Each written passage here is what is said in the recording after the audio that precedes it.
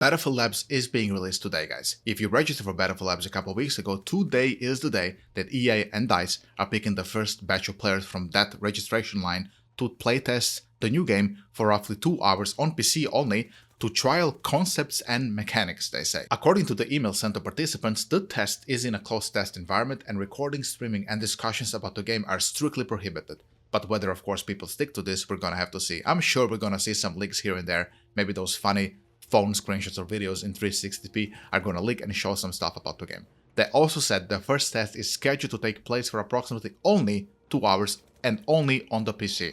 So I guess if you're on console, you got the short end of the stick. Could you even register for Battlefield Labs if you're on console? If you're a console player, let me know down in the comment section because I really have no idea.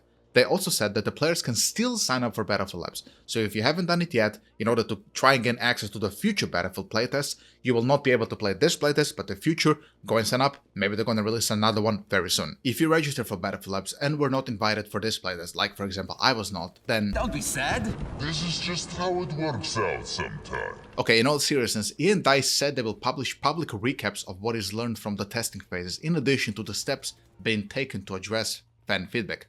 This is great. When I gave my feedback in Battlefield 2042, hey, the mouse input doesn't work, hey, the tank, for example, Turek has horrible input lag, and it just delayed as shit, they didn't do anything. So I really hope here they listen. So if people come there, test the new Battlefield Labs, and the mouse input is shit, which is, criminal in a first-person shooter game, and it needs to be good immediately, that they address this publicly. Hey, we heard that the mouse doesn't work, so our guys, our technicians are working to fix the mouse input immediately, and you will, see differences in the next playtests from, how it felt from the first one to the second one. I really hope to hear those words coming out of their mouths because it's very important. This transparency here, I think is important. And now that they publicly said that they're going to do those recaps of like top issues is very good. Now, this is also, of course, a double-edged sword in my opinion, because some people can just give wrong feedback because, they're personally involved in something. Maybe they died to a tank a lot in that match and now tank's gonna feel like crap and we're gonna get like some Delta Force type of vehicles in the next Battlefield game, which I really don't want. So I hope the feedback here that is given is, critical, but it's constructive and it's, given with good arguments rather than, oh god, tank is OP, nerf tank. I don't want to see this. I want to see good feedback given with good reasoning. There is a little bit more information to Battlefield Labs that isn't official, but I think what this person said here kinda is valid. There wasn't really much detail in the playable area, but the layout was very nice and flowed really well. It was quite a small map. I think we was doing 20 with 20 if I remember correctly. I haven't mentioned it because I wasn't sure if it was the new Battlefield that I was playing at the time. They told us we were just testing some features and the game was launched through 2042, so thought maybe they would just add features to 2042. Now we know now that this is false because David Sirlin said that they're gonna test everything for the new game only in Battlefield Labs. They might have launched back then that original Battlefield Labs or whatever this person was testing through Battlefield 2042, but those features will not come to Battlefield 2042. I made a whole video about that. It's only gonna be coming to the next Battlefield game. What he says here though, which is very important, I want to point this out here, that the map was very nice and flowed really well. This is my main problem with Battlefield 2042, the map flow is not good, guys, it's terrible. Everybody just all over the place, holding random angles. Delta Force is the same, I mean, it just copied the Battlefield 2042, but it's the same kind of no map flow type of feeling.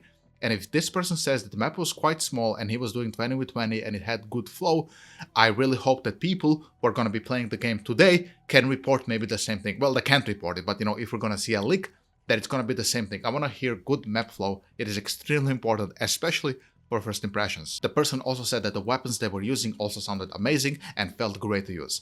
So it's going to be interesting to see if people who play the game today are going to be able to say the same thing. Perhaps DICE even improved on that. But, if they haven't, then we already know that the base game that this person played already felt amazing when it comes to, how the weapons sounded.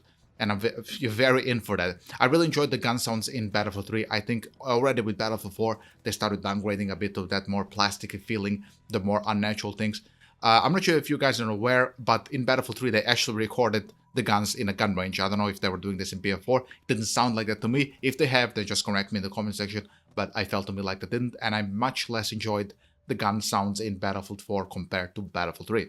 And of course, much less in Battlefield 2042 compared to BF4. So, I'm just saying it got worse over time, at least in these modern games. I think they sounded fine for the most part in BF1 and Battlefield 5, but that's, a different era. But for the modern games, I would hope that they would return to Battlefield 3 sounding weapons that felt punchy, that had a lot of weight to them. I think this float feeling that was present in BF4 and Battlefield 2042 I really did not enjoy with the weapons. So I hope that person was correct when he described it, that it felt amazing. He was talking here about the weight of the weapons. When the pre-alpha gameplay was shared, it seemed to show a return to Modern Warfare roots of arguably the best titles of Battlefield, BF3 and BF4, which released in the early 2010s with a big focus on destruction. At the time of the reveal, Vincent Pella, head of Respawn and group general manager of VA, said, start quote, "This game has so much potential. To find that potential with us being in pre-alpha, now is the time to test the experiences of our teams that have been building up for the upcoming launch. Battlefield Labs empowers our team to do that," end quote. So you can see that DICE and EA seem to be very in it. I'm very surprised that they're doing this CTE early. I already said this before, but I think it's important to mention it again because today is the day that it's starting.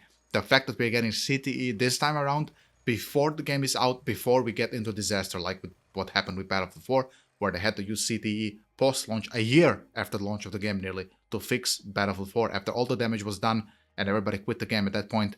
Here, that it's being used early, I think I really appreciate this. And I really hope this is all real, that you know, it's gonna be like they said it's gonna be. I think the time frame they picked to release Battlefield Playtest is also very good. It's today, nothing's really happening in the first-person shooter world right now, much less, of course, in the combined arms genre. So I think people who test the game will not be distracted from, you know, playing other games and, you know, will really get invested, even if they're just playing one map and one game mode and testing, as I said, concepts and mechanics, will still be able to give very fair feedback, and DICE can, you know, and work with that and see how we go next. I really hope that after this playtest, that empowers them to do even more playtests. You know, I think they understand the time frame they're in, so maybe we get more playtests, maybe we all get in it and we're gonna see what the new game is about. Just a quick reminder guys, if you enjoy watching my channel, then please leave a like and a comment, subscribe for future content, it would really help me out. Thank you so much. EA also says that Battlefield Labs will include tests for Conquest and Breakthrough gameplay modes, which it describes as the heart and soul of our all-out warfare experience, as well as pillars of the franchise like the class system, which is also coming back. Whether people are going to be able to play Conquest and Breakthrough today, we don't know, but this is what they said that will happen with Battlefield Labs. So yeah, so far so good I would say. I mean, we've seen some decent things. We are going back to BF3, BF4 style game with at least, you know, the gameplay setting. Hopefully it's going to be the same with vehicles and guns. And worry not, if you didn't get into this playtest, we're going to get into other playtests, and if you haven't registered yet for Battlefield Labs, then do it now, because you will be able to perhaps get into next playtests. And that's basically everything we know about Battlefield Labs coming out today. Thank you so much for watching. If you enjoyed this video, leave a like and subscribe. Leave a comment, how do you feel about Battlefield Labs? Did you get into Battlefield Labs? Leave us a little bit of a link in the comment section. And like I said, thank you so much for watching. See ya guys, have fun in Battlefield Labs. Bye bye.